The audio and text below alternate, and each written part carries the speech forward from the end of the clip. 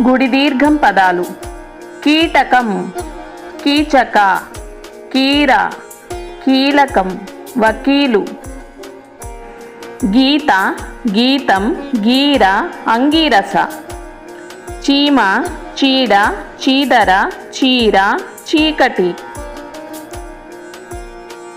జీడి, జీతం, అంజీర, మంజీర.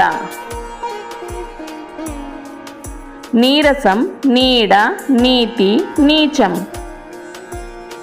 టీకా, టీపాయి. తీగ, తీరం, అతీతం, సతీమణి.